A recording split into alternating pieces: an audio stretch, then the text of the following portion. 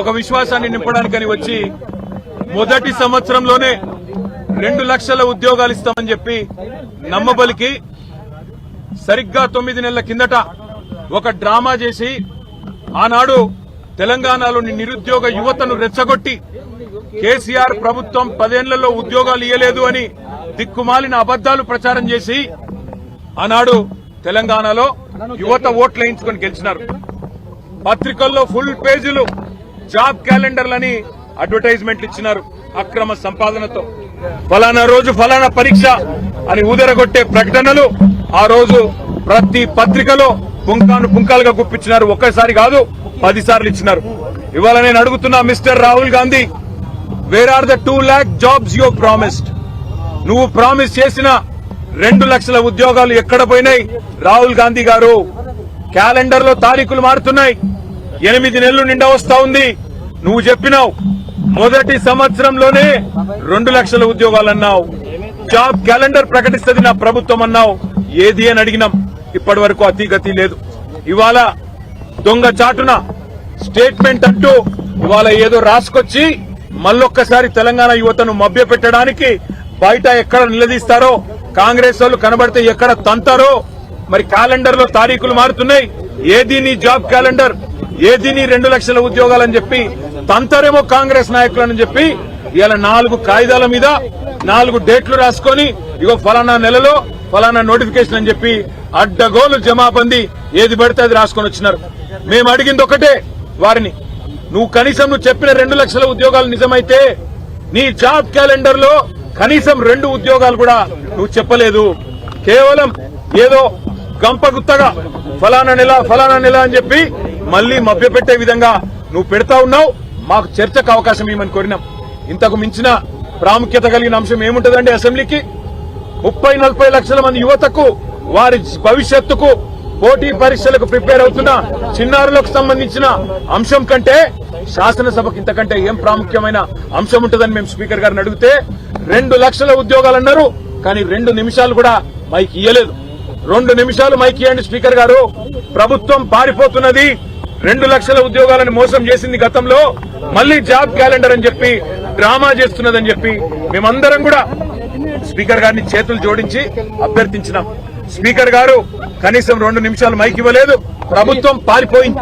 వాళ్ళ తెలంగాణ యువతకు మేం చేసే విజ్ఞప్తి ఒకటే, గత 9 నెలలుగా 8 నెలలుగా ఈ రాష్ట్రంలో ఏం జరుగుతా ఉందో మీరు చూస్తా ఉన్నారు.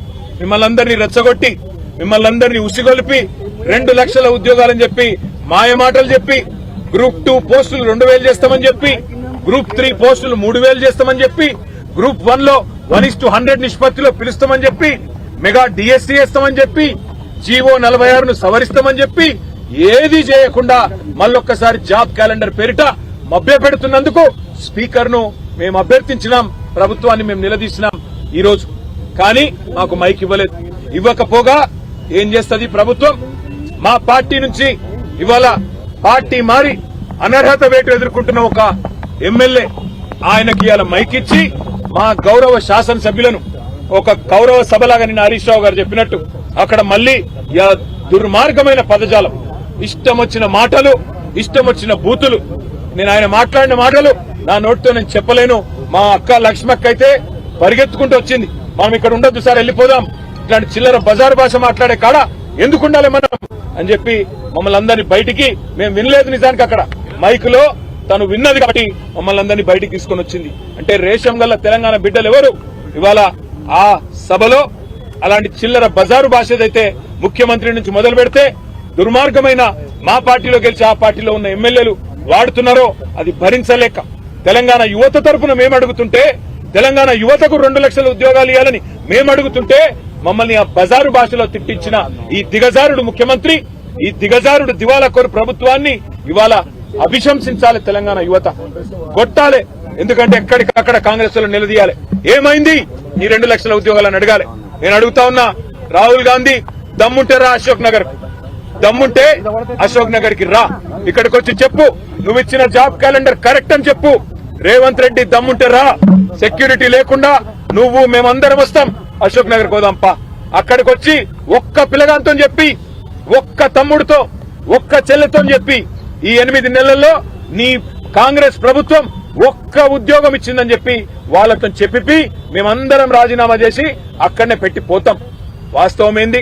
ఇప్పుడే పల్లా రాజేశ్వరరెడ్డి గారు చెప్పినట్టు మందికి పుట్టిన బిడ్డలు మా బిడ్డలు అని చెప్పుకుంటూ ఇవాళ కేసీఆర్ ప్రభుత్వం ఇచ్చిన 30-40 వేల ఉద్యోగాలు కాగితాలు మాత్రం నువ్విచ్చి ఇవాళ డ్రామా ఏదైతే ఆడుతున్నావో రేవంత్ రెడ్డి, నేను అందుకే అంటున్నా, నీది డ్రామా కాకపోతే, నీది అబద్ధం కాకపోతే, నువ్వు ఇచ్చిన ఉద్యోగాలు నిజమే అయితే నువ్వు వస్తావా, నీ రాహుల్ గాంధీ వస్తాడా? రండి, సిటీ సెంట్రల్ లైబ్రరీకి వస్తారా, అశోక్ నగర్ కు వస్తారా, ఉస్మానియా యూనివర్సిటీకి వస్తారా, ఎక్కడికి వస్తే అక్కడికి రండి. రేవంత్ రెడ్డి మళ్ళీ అంటుంటాడు మగాళ్ళు అయితే అని. నేను అంటున్నా రేవంత్ రెడ్డి, మగాడు అయితే రా, అశోక్ నగర్ కి రా, అక్కడ పిల్లలే చెప్తారు నువ్వు ఉద్యోగాలు ఇచ్చిన మాట వాస్తవమా కాదో చెప్తారు. నీ రాహుల్ గాంధీని తీసుకురా, ఇచ్చిన మాటలేమైనా నిలదీస్తారు. కాంగ్రెస్ నాయకులను తరిమేసే పరిస్థితి ఉంది ఇవాళ తెలంగాణ యువత. ఒకవైపు యువత రోడ్ల మీద ఆందోళన చేస్తా ఉన్నారు. నిన్న రాత్రి దిల్సుఖ్ నగర్ లో జీవో నంబర్ 46 సవరించాలని వేలాది మంది పిల్లలు రోడ్డెక్కినారు. మరొక వైపు ఇవాళ 1800 మంది మాజీ సర్పంచులు ఇవాళ తమ బిల్లులు విడుదల చేయాలని చెప్పి సెక్రటేరియట్ ముట్టడిస్తే వారిని తీసుకుపోయి అరెస్ట్ చేసి పెట్టినారు.